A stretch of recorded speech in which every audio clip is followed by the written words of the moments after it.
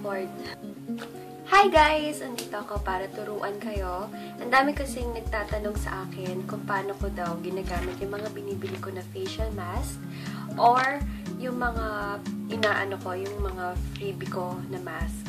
So, ngayon wala akong mga freebie na mask kasi wala pang dumadating sa akin.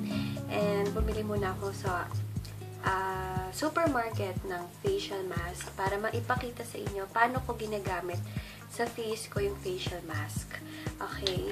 Papakita ko sa inyo kasi yung facial mask, meron siyang mga residue, diba? So, papakita ko sa inyo paulit-ulit. Papakita ko sa inyo paano hindi masayang yung mga residue ng mask na binibili ko. So, keep watching. First, mag-start kayo ng malinis na face. Mag-wash up muna kayo ng face. Or kahit water lang muna. Huwag nyo na munang sabunin. Then, open ko na itong binili ko. Ang binili ko is for minimizing multi-step treatment sa supermarket.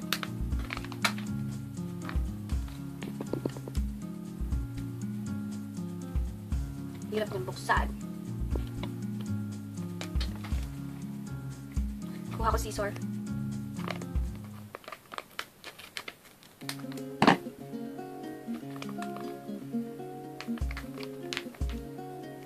Yung palang nabili ko guys, ano siya? May step 1, may step 2. Ang step 1 niya is for minimizing 3D mask. Then yung step 2 is yung deep moisturizing cream. Ang nasa taas niya pala is moisturizing cream, yun yung binubuksan ko. So, nasayang. Okay, wait. Bale, kung mabibili nito mga 72 ata or 78, gupitin nyo pala yung sa may step 1 lang para hindi masayang yung sa deep moisturizing cream. Sabi kasi dito, multi-step skin repairing program. So, itatabi natin to deep moisturizing cream niya. Ayun. Okay, gupitin. Yun lang kasawa-sawa sa gupit. Okay, ano ba yan? Hirap Yung mask na to is for minimizing 3D mask. Okay. Siya. Pag once magmamask kayo, huwag nang itatapon yung mga, parang, di ba parang minamarinate sila? Kumbaga sa karne, parang nakamarinate na. Huwag nang itatapon to agad-agad.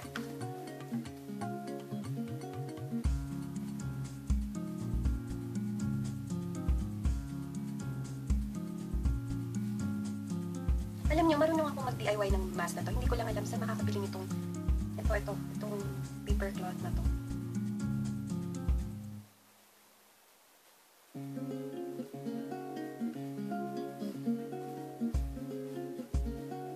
Parang ang laki naman ng mask na to para sa mukha ko.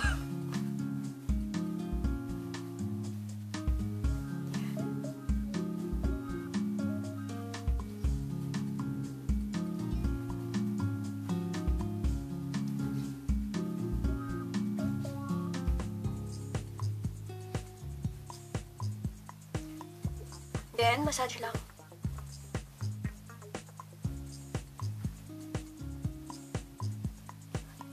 Lagay natin to sa face natin for 15 minutes and later, balikan ko kayo. Tingnan natin ngayon after 15 minutes.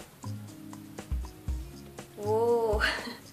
Nakaka-fresh talaga ng face once nag-facial mask. Sobra. So, yung turo ko sa inyo, huwag itatapon tong marination niya. Kunin natin.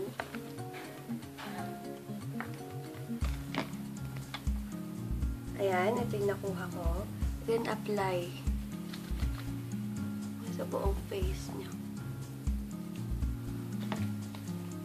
Siguraduhin niyo na.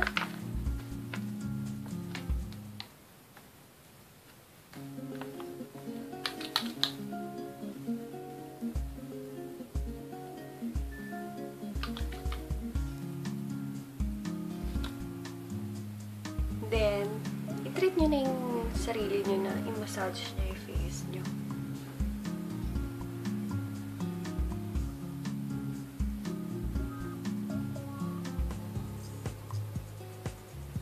Then, wag kalimutan yung leg.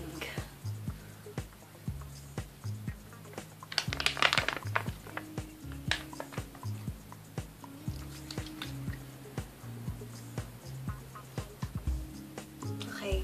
Once nalagay nyo na sa buong face nyo at sa leeg yung natitirang residue dito sa facial mask, babaran, i-stay nyo muna sa face nyo for 10 minutes or 10 to 15 minutes para talagang yung nutrients na andito na pore minimizing is talagang matanggap ng face nyo. Pumasok talaga sa loob ng face nyo para ma-minimize lalo yung pores nyo. Na bukod sa ginawa natin sa facial mask, patuyuin muna natin siya for 10 to 15 minutes lang naman. After 10 to 15 minutes, pero ata ako na naging 30 minutes kasi napasarap yung kwentuhan sa baba. So, kuha kayo ng paper towel. Diin-diin nyo lang.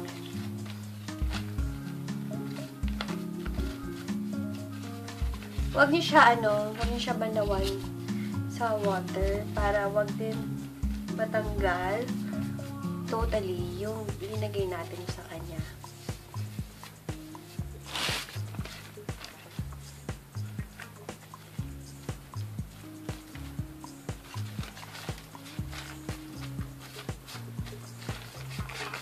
Okay, next,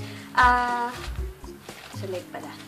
Next, meron kasi siyang step 2, yung nabili kong cream.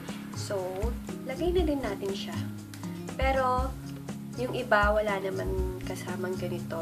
Ano lang to? Parang freebie lang nila. Ayan.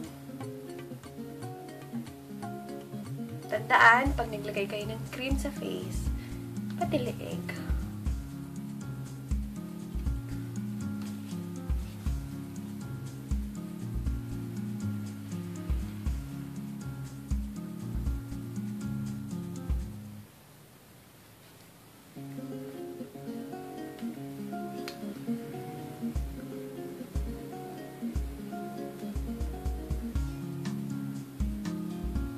Tchanan! Tapos na. Ayun guys, ganun ako mag-facial mask sa face ko. Kasi ang daming nag-request na gumawa daw ako review sa mga kung paano daw ako nag-facial mask kasi yung iba hindi pa familiar kung paano gamitin. So, pinakita ko sa inyo and sana may natutunan kayo kahit papaano sa aking ginawang review, ba't tawag dito. And thanks for watching guys and don't forget to like this video and subscribe. Bye guys! And nga pala, once meron po kayong gustong makita na video, wait, may white pa, please PM me na lang. Bye guys!